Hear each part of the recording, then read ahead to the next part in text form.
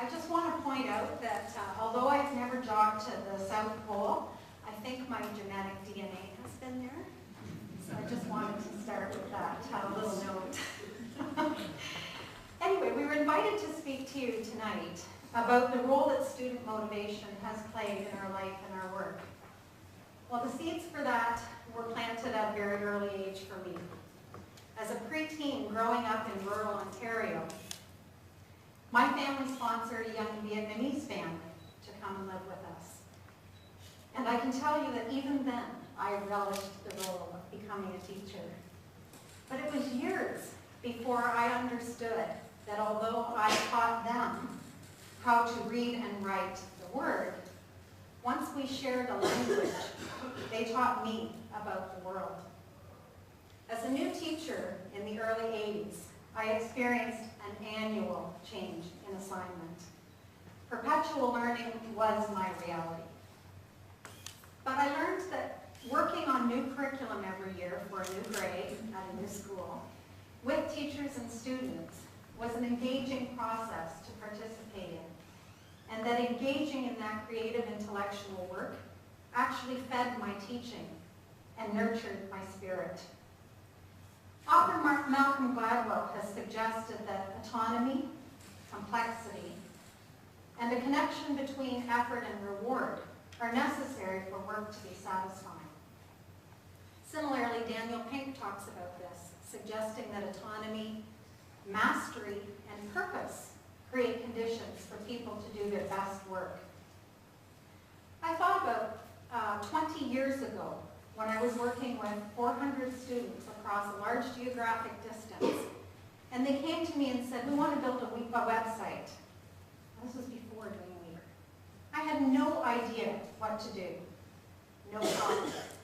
3 students in grade 5 patiently sat with me and taught me enough HTML coding to create a website. Was it complex? You bet. Were we engaged? Absolutely. We had autonomy, and it was immensely rewarding. And I learned that satisfaction and motivation are powerful allies. In the mid-90s, the introduction of standardized curriculum and assessment saw our professional development devolve into training. Autonomy evaporated. Purpose was determined from above. And prior mastery, irrelevant. Instead of building upon ideas, working together, exchanging theories and experiences, I traveled outside of our region to receive training so that I could come back to my region and train a trainer at each school. Apparently, this is considered economically efficient, but I can tell you that for me, it was the antithesis of good teaching or professionalism. And I learned that dissatisfaction was a powerful drain on motivation. And I began to wonder, how can we ask teachers to create engaging, creative spaces for students when we ignore their own creativity and intellect? What do we lose when we condition a talented body of professionals to not think, just do? I find it ironic, especially on a night like this when we've seen so many exciting possibilities, that the world around us is opening up and finding innovative ways of sharing knowledge, and at the same time, our schools are increasing monitoring and surveillance in order to raise scores on a single standardized test. We need to be concerned about this.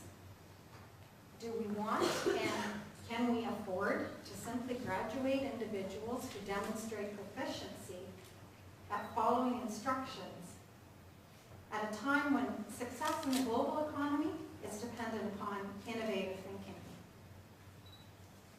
Recently, my work has focused on ways in which digital resources support student learning.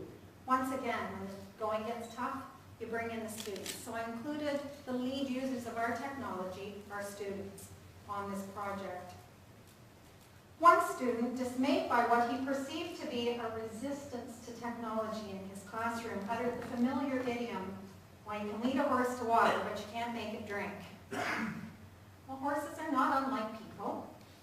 It's part of human nature to resist forces that limit our autonomy. But I got thinking, if we could reframe our thinking a little bit about this, maybe we could open up possibilities.